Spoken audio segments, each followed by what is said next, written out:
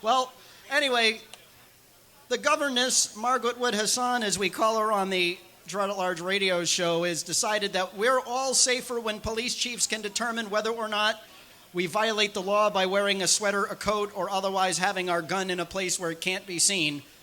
And the governor, in her veto address, among the more outrageous things she said, told us that we can open carry if we'd like. Of course, New Hampshire is an open carry state, isn't it?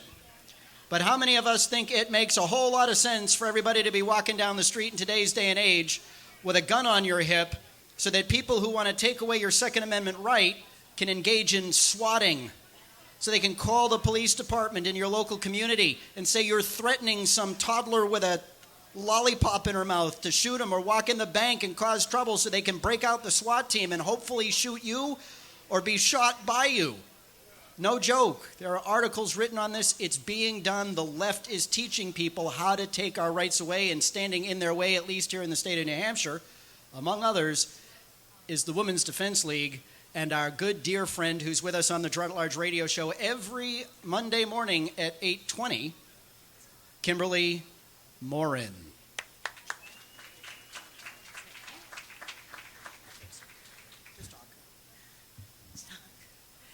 So if you're not familiar with the Women's Defense League, we are the only women's organization that fights for Second Amendment rights and also provides education and training for women throughout the state. We literally only started a year ago, but we've making quite a hell of a scene at the State House.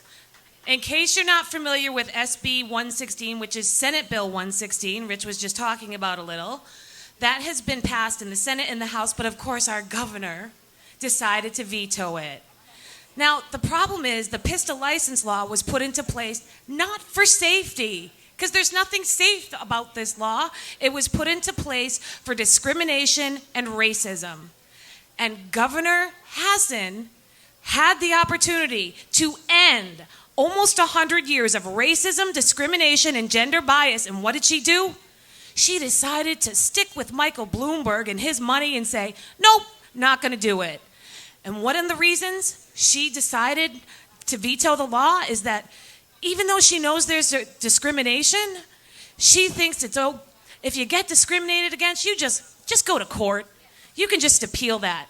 Tell that to the single mother who has children and who can't afford a lawyer, can't take time off from work, that she can go to court and just spend all kinds of money on a lawyer. Governor Hassan, her reasoning behind vetoing it and saying people can just appeal it is nothing more than justice for the wealthy. Because those are the only people, if they're discriminated against, whether you're gay, a woman, a minority, or someone they just don't agree with politically, you can be discriminated against, and it does happen. Unless you have the money, you're just screwed. So, come September, there's going to be a veto override. Every Democrat in the Senate voted against this bill that would have ended discrimination. Every single one of them, including people like Hosmer, who lives in an area where they are very pro-Second Amendment. I can't imagine any Democrat wanting people to believe and know that they are for discrimination. These are the people that always say, oh, we're the party of equality. We're the party of women's rights and gay rights and everybody's rights, unless you're a white male, of course. So these people claim these things, claim to be proponents of these things, yet they turn around and vote against giving us our rights back and ending discrimination. So guess what? All summer, the Senate and representatives, including 16 Republicans who voted against SB 116, they're going to be hearing from us.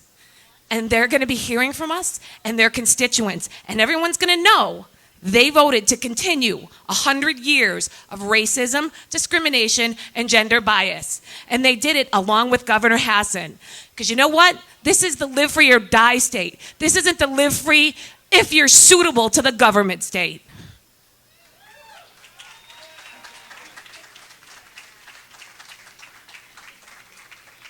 And if I can, before I bring up our next speaker, if I can say something here.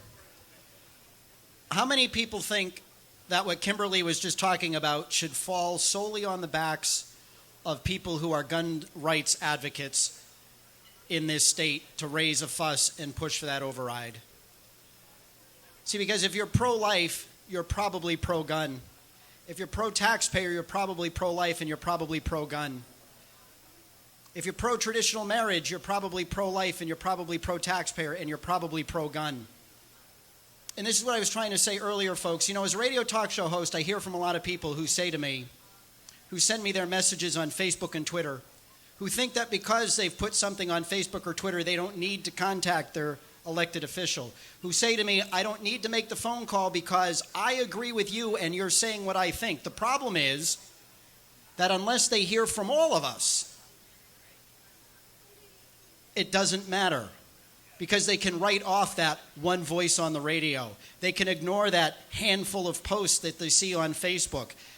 And they don't have to acknowledge the stuff that they've seen on Facebook because nobody knows they've seen it. But they can't blow off your email.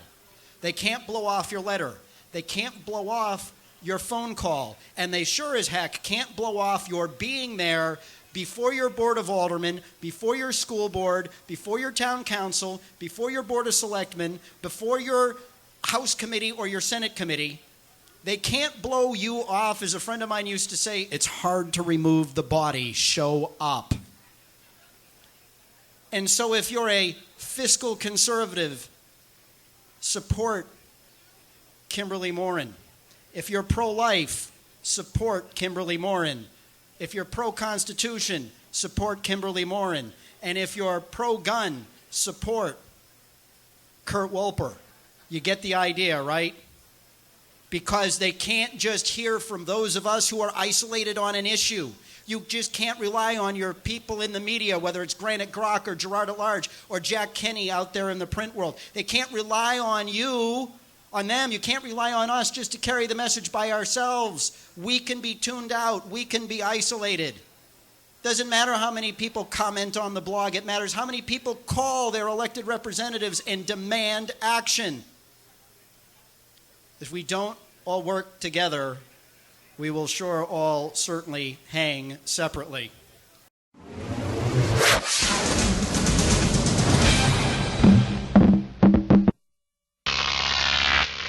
Croc TV.